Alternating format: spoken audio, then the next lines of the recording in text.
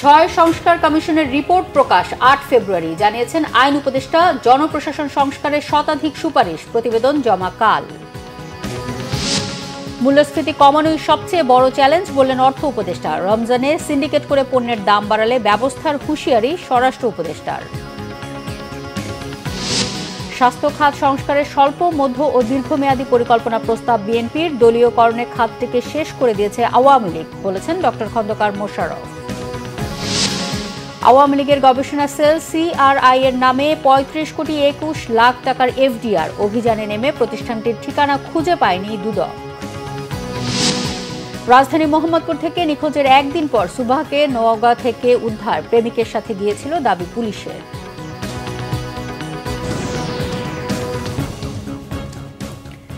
দেখছিলেন crown cement সংবাদ শিরোনাম। আইন উপদেষ্টা অধ্যাপক আসিফ নজরুল জানিয়েছেন ৮ ফেব্রুয়ারি প্রকাশ করা হবে ৬ সংস্কার কমিশনের পূর্ণাঙ্গ রিপোর্ট। আর ফেব্রুয়ারি মাঝামাঝি থেকে শুরু হচ্ছে রাজনৈতিক দলগুলোর সঙ্গে জাতীয় ঐক্যমত্য কমিশনের বৈঠক। এদিকে জনপ্রশাসন সংস্কার নিয়ে কমিশনের প্রতিবেদনের শতাধিক সুপারিশ থাকছে, যেগুলো বাস্তবায়ন সম্ভব বলে জানিয়েছেন কমিশন প্রধান আব্দুল মুহিত চৌধুরী। আগামীকাল প্রধান উপদেষ্টার কাছে রিপোর্ট জমা দেওয়া হবে। আরও জানাচ্ছেন সৈয়দ আব্দুল মুহিত। মঙ্গলবার রাষ্ট্রীয় অতিথি ভবন যমুনায় ৬ কমিশনের প্রধানদের সাথে বৈঠক করেন প্রধান উপদেষ্টা ডক্টর মোহাম্মদ ইউনুস।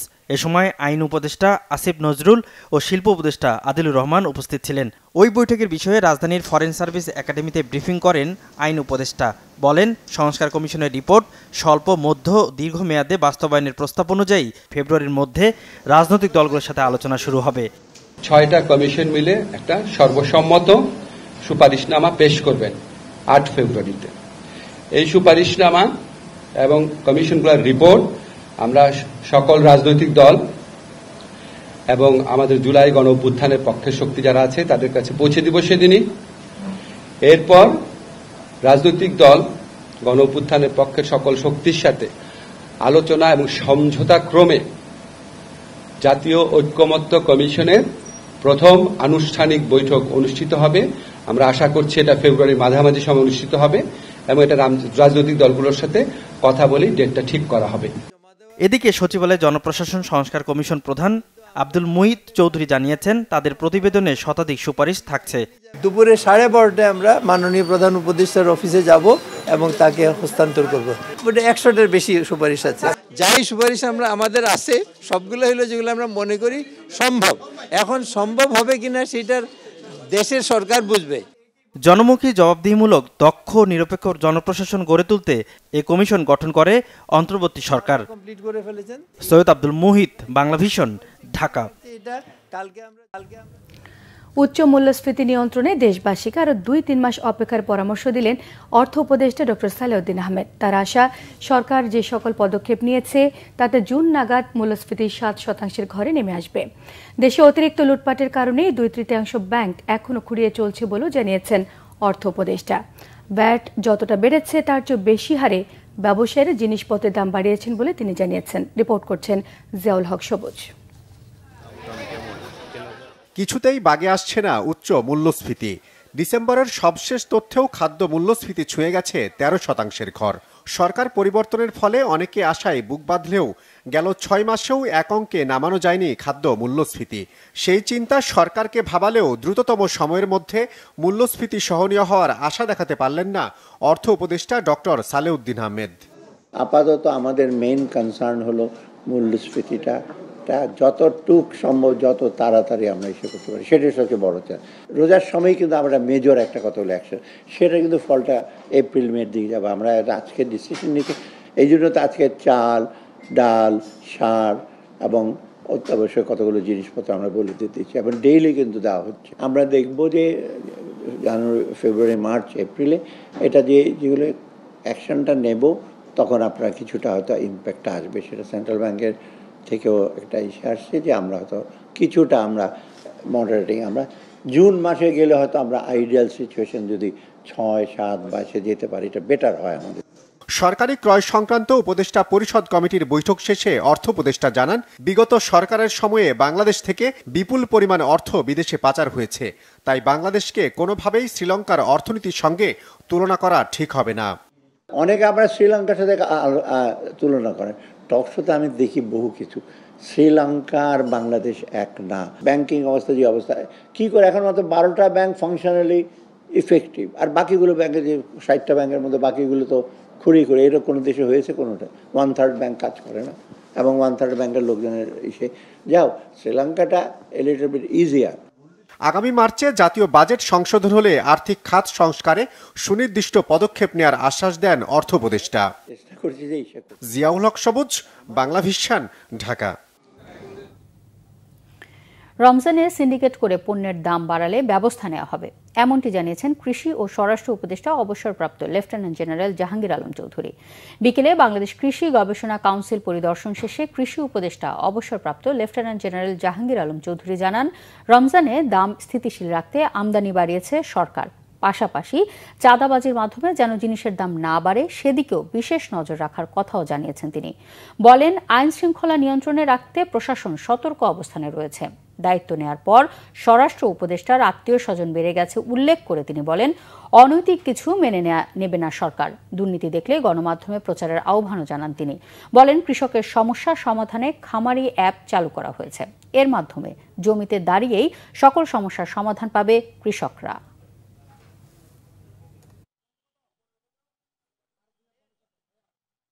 এটা কিন্তু আমগো জনগণ জানে না, এটা তেলাপিয়া এইগুলি অন্যান্য ধর্মের দাম কমায় দেয়, বাট আমাদের বিজনেসম্যানরা এরা ভাবে যে এইটাই বুঝি তাকে আয়ের মাস।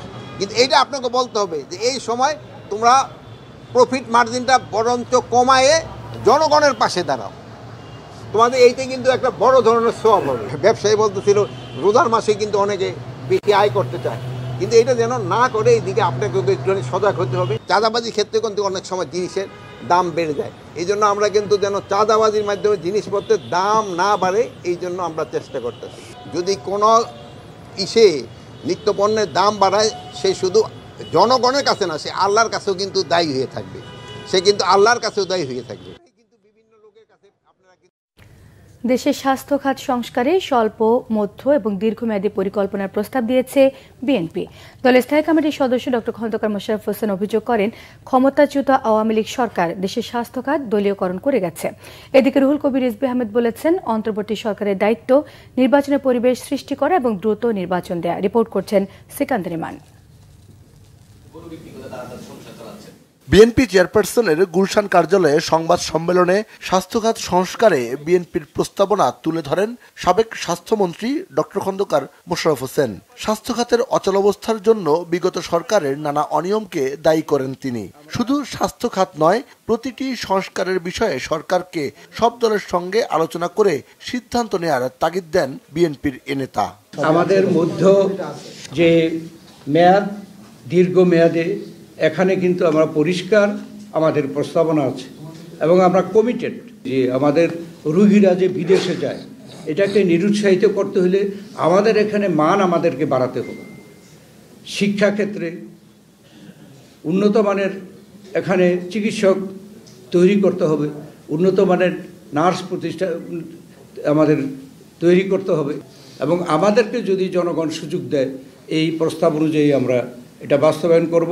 বিগত পতিত সরকার এভাবে সুবিধাবাদীদের খপ্পরে পড়ে তারা বিভিন্ন সেক্টরকে ধ্বংস করেছে আর সর্বশেষে তাদের নিজেকে ধ্বংস করেছে। এদিকে বিএনপির সিনিয়র যুগ্ম মহাসচিব রুহুল কবির রিজভী বলেছেন, মানুষ তার পছন্দের প্রার্থীকে ভোট দিতে চায়। সংস্কারের কথা বলে ধোঁয়াশা তৈরি না করার পরামর্শ দেন তিনি। মানিকগঞ্জ জেলা বিএনপির নবগঠিত আহ্বায়ক কমিটির নেতাদের নিয়ে শহীদ রাষ্ট্রপতি জিয়াউর রহমানের মাজারে শ্রদ্ধা নিবেদন শেষে তিনি এসব কথা বলেন।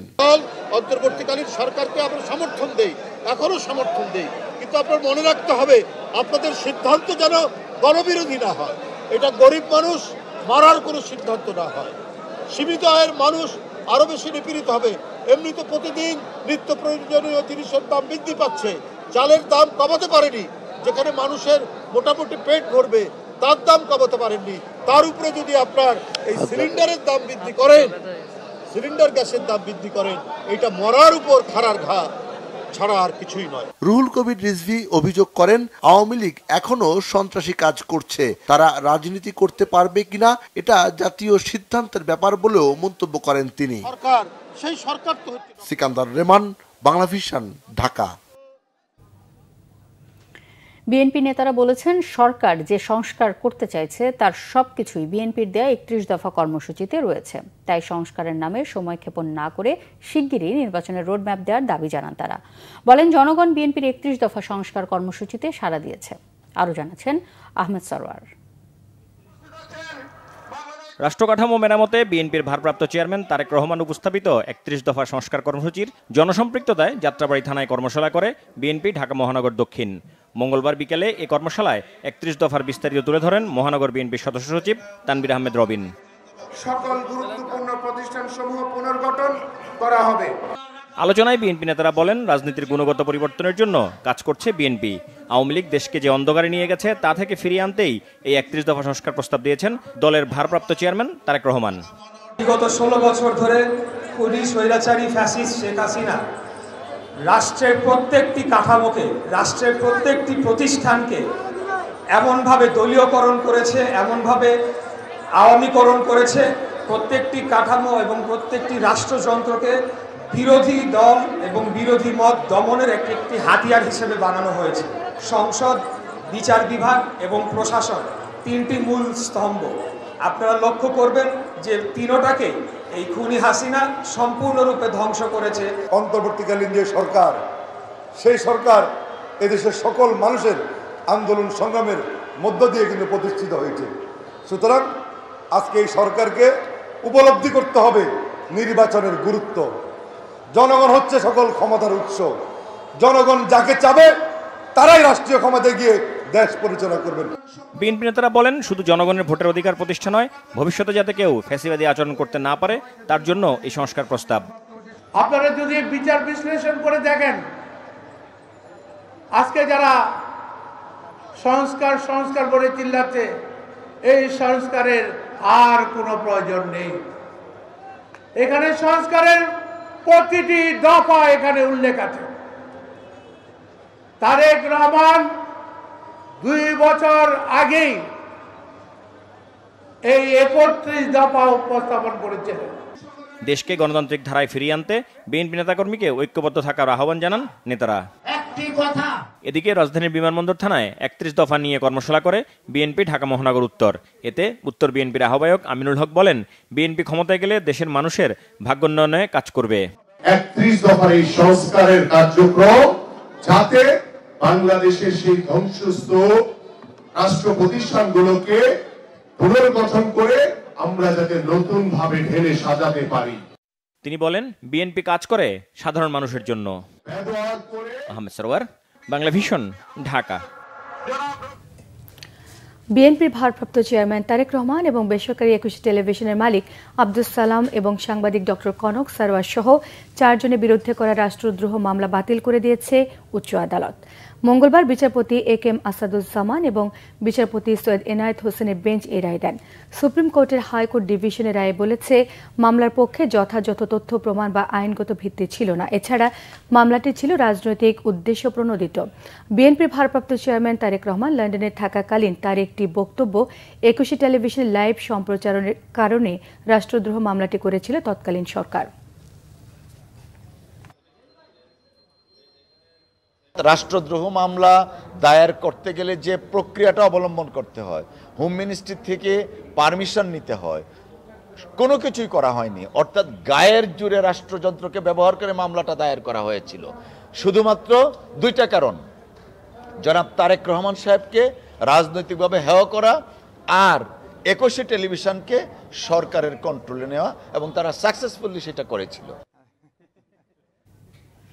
শেখ হাসিনার আমলে কানাডায় পাচার হয়ে যাওয়া অর্থ উদ্ধারে দেশটির সহযোগিতা চাইলেন অন্তর্বর্তীকালীন সরকারের প্রধান উপদেষ্টা অধ্যাপক মোহাম্মদ ইউনুস। মঙ্গলবার রাষ্ট্রীয় অতিথি ভবন যমুনায় কানাডার হাইকমিশনার অজিত সিং দেখা করতে গেলে প্রধান উপদেষ্টা এই সহযোগিতা চান।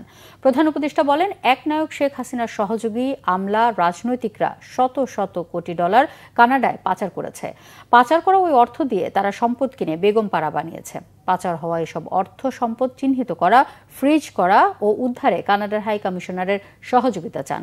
অধ্যাপক ইউনূসের নেতৃত্বে বাংলাদেশের অন্তর্বর্তীকালীন সরকারে পাচার হওয়া অর্থ ফেরতে যে উদ্যোগ নিয়েছে তাতে সর্বাত্মক সহযোগিতার আশ্বাস দেন। এছাড়া সরকারের নেওয়া সংস্কারের উদ্যোগে কানাডার সমর্থনের কথা জানিয়ে বাংলাদেশের সাথে বাণিজ্য বৃদ্ধিতে দেশটির আগ্রহের কথা জানিয়েছেন হাই কমিশনার অজিত সিং।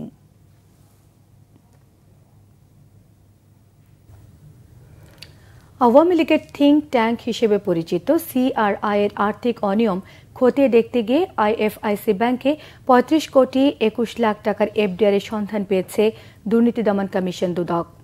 নিজস্ব কার্যালয়ে ব্রিফিং এ তথ্য জানান সংস্থাটির মহাপরিচালক আক্তার হোসেন। এদিকে দুদকের আবেদনের পরিপ্রেক্ষিতে বাংলাদেশ ব্যাংকের কর্মকর্তা কর্মচারীদের ব্যক্তিগত লকারগুলো খোলার অনুমতি দিয়েছে আদালত। রিপোর্ট করছেন শুভ মাহফুজ। আওয়ামী লীগের গবেষণা ও তথ্য cell center for research and information CRI তাদের বিভিন্ন কার্যক্রমে সরকারি অর্থ ব্যয় করেছে এমন অভিযোগের প্রেক্ষিতে মঙ্গলবার প্রথমে ধানমন্ডির ৩২ এবং পরে ধানমন্ডির ৬ অভিযান চালায় দুদক। অভিযানে কোথাও অফিসটি খুঁজে না পেয়ে অন্যভাবে খোঁজার কথা জানায় দুদক। আমরা দুইটা ধানমন্ডির কয়েকটা লোকেশনে যাই, সেখানে এসে আসলে ওনাদের অফিসটা খুঁজে পাইনি, মানে পাওয়া যায়নি। তো এই অবস্থাতেই আমরা আর কি দেখবো যে অন্যভাবে রেকর্ডপত্র সংগ্রহ করতে পারি কিনা। তবে সিআরআই এর ৩-৪টি ব্যাংক অ্যাকাউন্ট খুঁজে পাওয়ার তথ্য জানিয়ে দুদক মহাপরিচালক আক্তার হোসেন জানান, এরই মধ্যে আইএফআইসি ব্যাংকে ৩৫ কোটি ২১ লাখ টাকার এফডিআর এর সন্ধান পেয়েছে দুদক।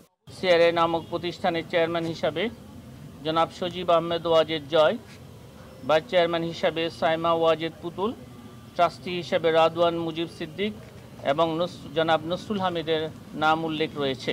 সিআরআই নামক প্রতিষ্ঠানের যে সকল ব্যাংক হিসাব চালু ছিল ওই সকল ব্যাংক হতে তথ্য সংগ্রহ করা হয়। প্রাপ্ত তথ্যাদি পর্যালোচনায় দেখা যায় আইএফআইসি ব্যাংকে সিআরআই নামক প্রতিষ্ঠানটির নামে একটি ৩৫ কোটি ২১ লক্ষ টাকার এফডিআর রয়েছে। এদিকে বাংলাদেশ ব্যাংকের কর্মকর্তা কর্মচারীদের ব্যক্তিগত লকারগুলো ফ্রিজ করতে ব্যাংকটির কাছে আবেদনের কথা জানান দুদক মহাপরিচালক। কোনো ব্যক্তির বিরুদ্ধে জ্ঞাত আয় বহির্ভূত সম্পদের তথ্য পেলে অন্যান্য ব্যাংকের লকারও খোলার পরিকল্পনার কথা জানান তিনি। আমাদের অনুসন্ধান দলের কাছে প্রতীয়মান হয়েছে যে বাংলাদেশ ব্যাংকের অনুসন্ধানের সাথে সংশ্লিষ্ট আরও অনেকের এই ধরনের যে লকারগুলো রয়েছে সেগুলো তল্লাশি করা প্রয়োজন। যে অভিযোগ নিয়ে আমি কাজ করছি, আমাদের অনুসন্ধান দল কাজ করছেন দুর্নীতি দমন কমিশনের তফসিলভুক্ত অপরাধের সাথে যে অনুসন্ধানগুলো চলমান আছে সেখানে যখন প্রয়োজন হবে সে অনুসন্ধান দল তারা ঠিক করবেন কোথায়, সেটা যে কোনো জায়গায় হতে পারে। অন্যদিকে পাসপোর্ট অধিদপ্তরের সাবেক পরিচালক আব্দুল্লাহ আল মামুনের বিরুদ্ধে চার্জশিট দিয়েছে দুর্নীতি দমন কমিশন। শুভ মাহফুজ, বাংলা ভিশন, ঢাকা। জুলাই অভ্যুত্থানের ৬ মাস পেরিয়ে গেলেও এখনও কাঙ্ক্ষিত চিকিৎসা বঞ্চিত আহতরা। উন্নত চিকিৎসার জন্য বিদেশে নেওয়া প্রয়োজন এমন অনেকের ফাইল আটকে রয়েছে আমলাতান্ত্রিক জটিলতায়। এদিকে গুলিবিদ্ধ শরীরে পচন ধরতে শুরু করেছে কারো কারো। স্বাস্থ্য মন্ত্রণালয়ের বিশেষ সহকারী অধ্যাপক ডাক্তার সাইদুর রহমান বলেছেন, পৃথিবীতে একসাথে এত মানুষের গুলিবিদ্ধ হওয়ার নজির নেই। সরকার আহতদের চিকিৎসায় সর্বোচ্চটুকু করে যাচ্ছে উল্লেখ করে সবাইকে ধৈর্য ধরার আহ্বান তার। মুহিবুল্লাহ মুহিবের রিপোর্টে বিস্তারিত। জুলাই আন্দোলনে পায়ে গুলিবিদ্ধ হয়ে ঢাকা মেডিকেলের বিছানায় কাতরাচ্ছেন মাদারীপুরের দীপঙ্কর বালা। মৃত্যুর দুয়ার থেকে ফিরে আসা দীপঙ্করের পায়ে শতাধিক বুলেট বিদ্ধ হয়। প্রচণ্ড রক্তক্ষরণে আইসিইউতে টানা ৬ দিন ছিলেন তিনি। গত ২৭ জানুয়ারি তাকে উন্নত চিকিৎসার জন্য বিদেশে নেওয়ার সিদ্ধান্ত নেন চিকিৎসকরা। এমন গুরুতর অবস্থায় বিদেশ নিতে তার জন্য বিজনেস ক্লাসের টিকিট প্রয়োজন হলেও কাটা হয় ইকোনমি ক্লাসের। ফলে ফিরিয়ে দেয় এয়ারলাইন্স। এখন পুরো পা কেটে ফেলার আতঙ্কে দীপঙ্কর।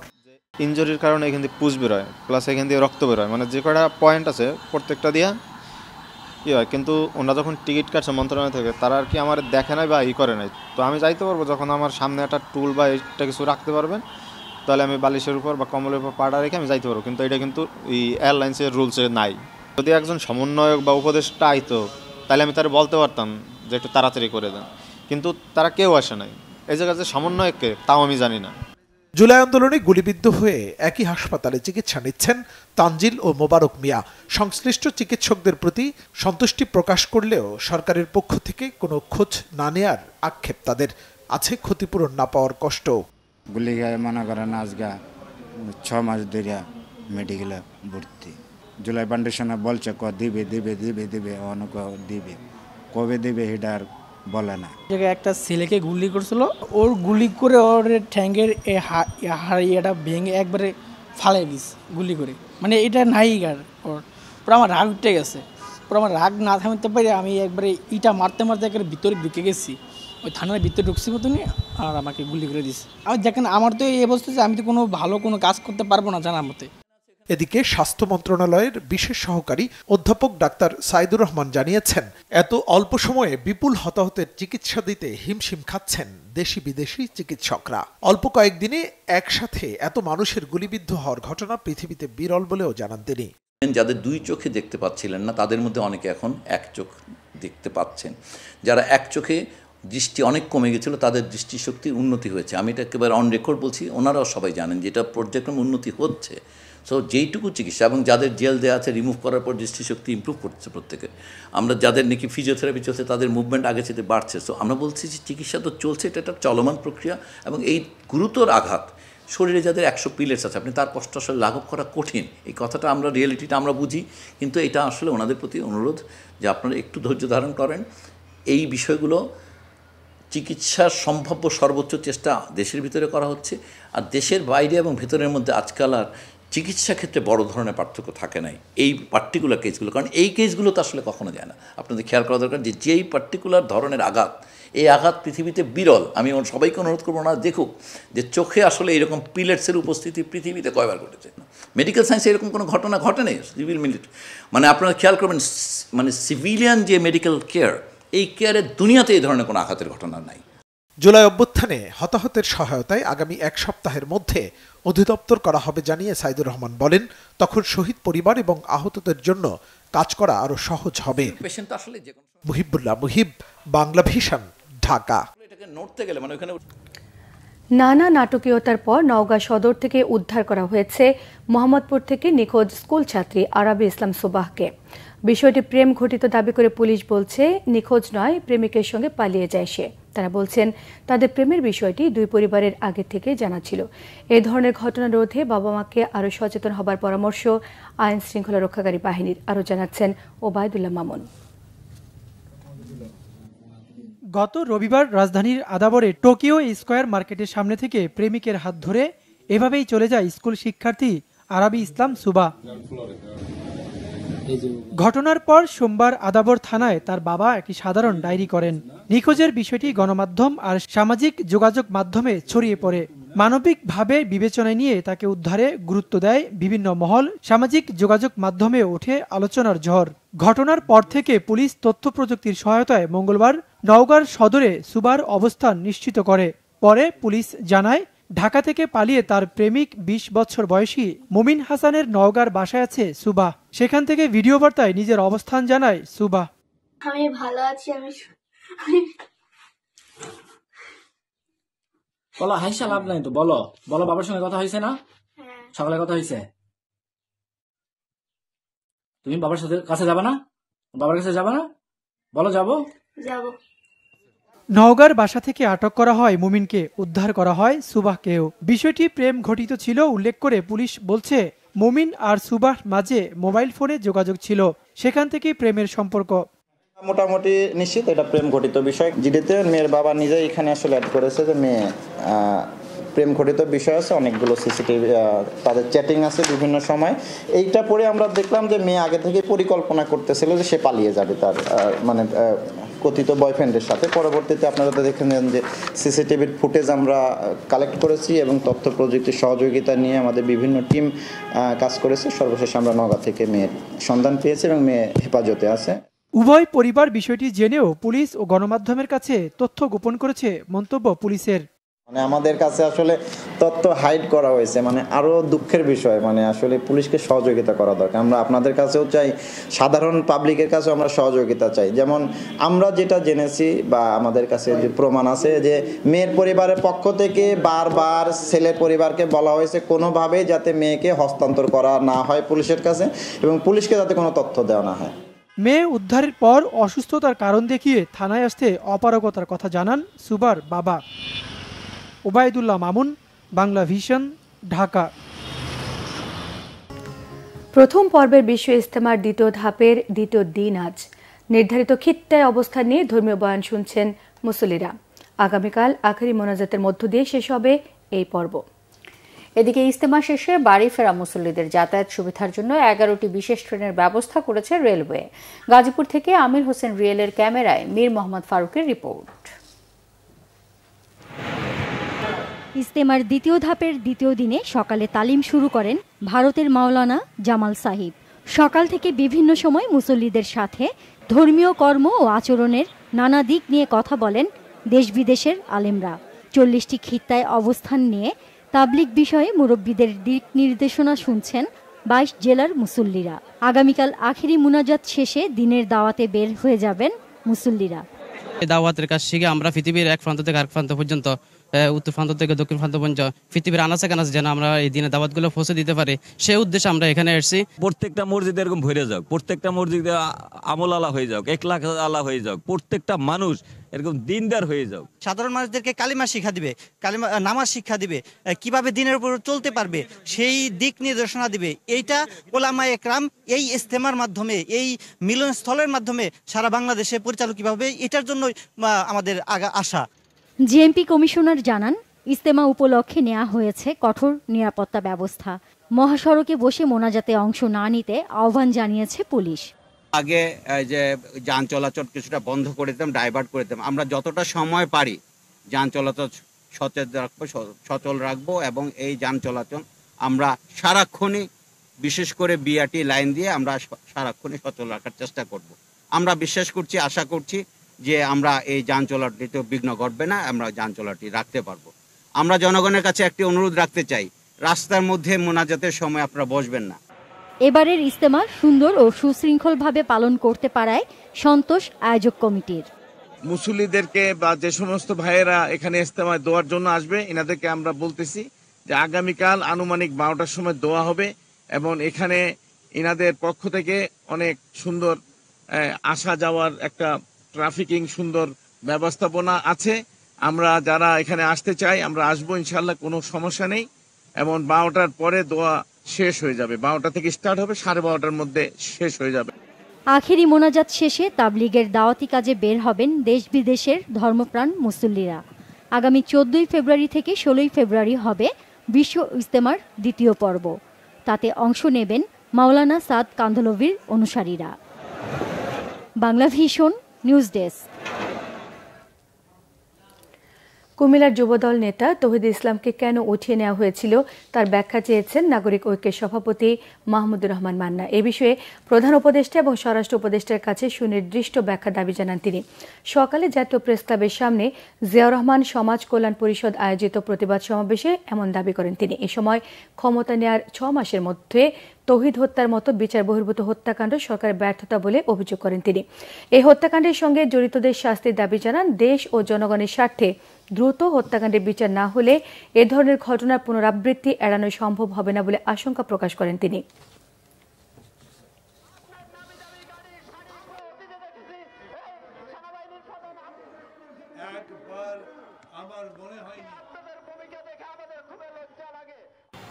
আমি মনে করি প্রফেসর ইউনূসের অথবা তার সরকারের তার পক্ষ থেকে কোনো একটা ব্যাখ্যা দেওয়া দরকার ছিল, কি হয়েছে, কেন হয়েছে, সেই জন্য আপনারা দুঃখিত কি না। আমি দাবি করছি এই সরকারকে এই ঘটনার ব্যাখ্যা দিতে হবে।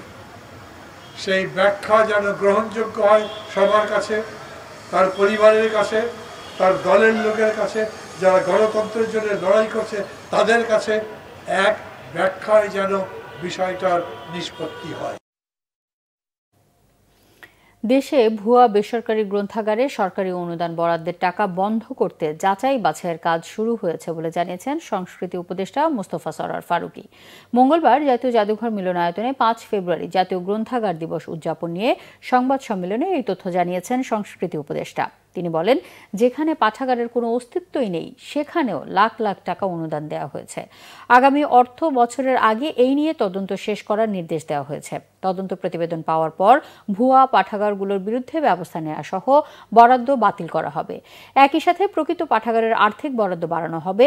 উপদেষ্টা ফারুকী বলেন, গণগ্রন্থাগারের সব বই ই-বুক করার বিষয়ে আলোচনা হচ্ছে।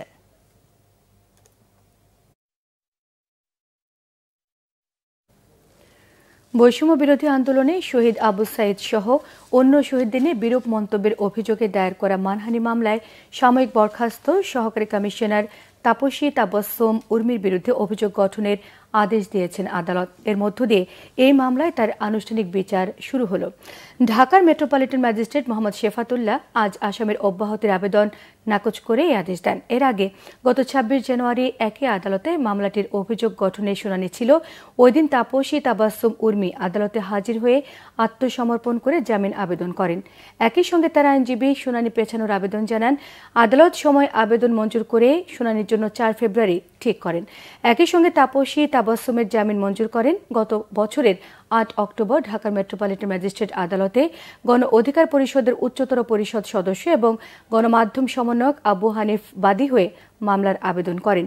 মামলার আবেদনে বলা হয়েছে, গত ৫ অক্টোবর আসামি উর্মি শুধু শহীদ আবু সাইদ নয়, সরকারের দায়িত্বশীল পদে থাকা সত্ত্বেও সরকার ও প্রধান উপদেষ্টা সম্পর্কে অবমাননাকর বক্তব্য লেখেন সামাজিক যোগাযোগ মাধ্যমে। এতে সরকার প্রধান সম্পর্কে বিষোদগার করা হয়েছে বলে অভিযোগে উল্লেখ করা হয়।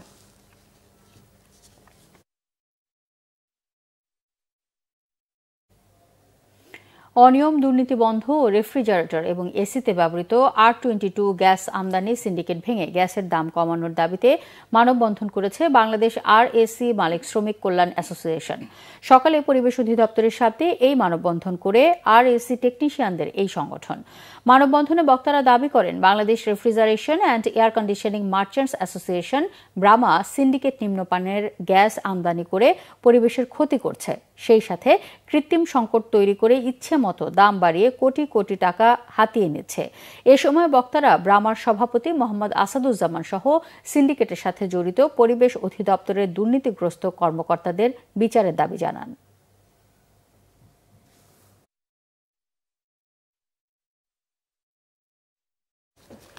আরও কিছু খবরে এখন থাকছে একটি ডেস্ক রিপোর্ট। শুরু হয়েছে ফুড প্লেটিং নিয়ে বাংলাদেশের প্রথম রিয়েলিটি শো আকিস table war art of plating এর দ্বিতীয় সিজন। এবারে সিজনে প্লেটিং মাইস্ট্রো পাবেন ১০ লাখ টাকার পুরস্কার। এছাড়াও প্রথম রানার আপ জিতবেন ৫ লাখ, দ্বিতীয় রানার আপ ৩ লাখ এবং শীর্ষ ৩০ প্রতিযোগী পাবেন ক্রেস্ট ও সার্টিফিকেট সহ মোট ২০ লাখ টাকার পুরস্কার। অভিজাত একটি হোটেলে সংবাদ সম্মেলনের মাধ্যমে এর কার্যক্রম তুলে ধরা হয়। উপস্থিত ছিলেন অনুষ্ঠানের প্রধান বিচারক chef Daniel C Gomez, Akij Bashir গ্রুপের head of marketing Mohammad Shahriar Zaman, chief operating officer Mohammad Khorshed Alam ও আকিস টেবিল ওয়ারের কর্মকর্তারা।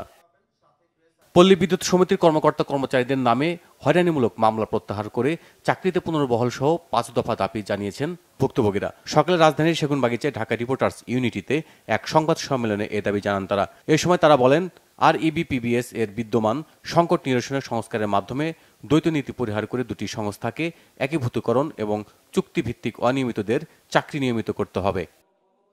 নিকা রেজিস্ট্রারদের সুরক্ষা আইন প্রণয়ন, অস্থায়ী নিয়োগ বন্ধ সহ ১৪ দফা দাবি জানিয়েছে বাংলাদেশ নিকা রেজিস্ট্রার কল্যাণ সমিতি।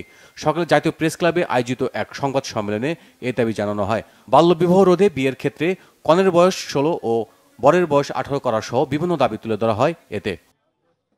চট্টগ্রামে বসবাসরত জামালপুর সমিতি মিলন মেলা ও গুণীজন সম্মাননা অনুষ্ঠিত হয়েছে। আনোয়ারা পার্কি সি বিচে এতে বক্তব্য রাখেন জামালপুর বিজ্ঞান ও প্রযুক্তি বিশ্ববিদ্যালয়ের উপাচার্য প্রফেসর ডক্টর মোশাররফ হোসেন সহ অন্যরা। ঢাকা ব্যাংক, ICMAB ও মাস্টার কার্ডের যৌথ উদ্যোগে চালু হয়েছে কো ব্র্যান্ডেড ভার্টিক্যাল ক্রেডিট কার্ড। এতে কার্ড হোল্ডাররা বিনামূল্যে বিমানবন্দর লাউঞ্জ সুবিধা ও ৫ তারকা হোটেলে বিশেষ অফার সহ বিভিন্ন ভ্রমণ ও লাইফস্টাইল সুবিধা উপভোগ করতে পারবেন। ICMAB রুহুল কুদ্দুস অডিটোরিয়ামে স্থিতিশীল অর্থনীতি গঠনে পেশাদার হিসাব রক্ষক ও ব্যাংকারদের ভূমিকা বিষয়ক একটি আলোচনা সভার আয়োজন করা হয়। প্রধান অতিথি হিসেবে উপস্থিত ছিলেন জাতীয় রাজস্ব বোর্ডের চেয়ারম্যান মোহাম্মদ আব্দুর রহমান খান। মূল প্রবন্ধ উপস্থাপন করেন পলিসি এক্সচেঞ্জ বাংলাদেশের প্রতিষ্ঠাতা ও chairman doctor M Masrur Riaz. Bangladesh steel re-rolling mills limited এবং BSRM স্টিলস লিমিটেড এর অর্ধবার্ষিক আর্থিক প্রতিবেদনের উপর ওয়েব বেসড সভা হয়েছে। সন্ধ্যায় ডিজিটাল প্ল্যাটফর্মে এই সভা অনুষ্ঠিত হয়। সভায় সভাপতিত্ব করেন কোম্পানির চেয়ারম্যান আলী হোসেন আকবর আলী। এ সময় তিনি বর্তমান অর্থনৈতিক অবস্থা এবং ব্যবসা বাণিজ্যের প্রভাব সম্পর্কে আলোচনা করেন। সবাই কোম্পানির ব্যবস্থাপনা পরিচালক মণ্ডলী, কোম্পানির সচিব সহ বিপুল সংখ্যক শেয়ার হোল্ডাররা যোগদান করেন। বিশ্ব ক্যান্সার দিবস উপলক্ষে সেলফ ব্রেস্ট এক্সামিনেশন প্রশিক্ষণ, মুগ্ধতা স্মৃতিবৃত্তি ও আলোচনা সভা হয়েছে রাজধানীতে। ঢাকা বিশ্ববিদ্যালয়ের অধ্যাপক মোজাফফর আহমেদ চৌধুরী মিলনায়তনে এতে প্রধান অতিথি হিসেবে উপস্থিত ছিলেন সমাজবিজ্ঞান বিভাগের চেয়ারপারসন অধ্যাপক doctor Fatema Rezina Iqbal. Center for cancer care ফাউন্ডেশনের আয়োজনে অনুষ্ঠানে সভাপতিত্ব করেন সিসিসিএফ এর সভাপতি Roksana Afroz. Bangla vision news desk. আমরা সংবাদ শেষ করছি। ক্রাউন সিমেন্ট শিরোনামগুলো আরেকবার জানিয়ে দিয়ে 6 সংস্কার কমিশনের রিপোর্ট প্রকাশ 8 ফেব্রুয়ারি, জানিয়েছেন আইন উপদেষ্টা। জনপ্রশাসন সংস্কারের শতাধিক সুপারিশ, প্রতিবেদন জমা কাল। মূল্যস্ফীতি কমানোই সবচেয়ে বড় চ্যালেঞ্জ বললেন অর্থ উপদেষ্টা। রমজানে সিন্ডিকেট করে পণ্যের দাম বাড়ালে ব্যবস্থার হুঁশিয়ারি স্বরাষ্ট্র উপদেষ্টার।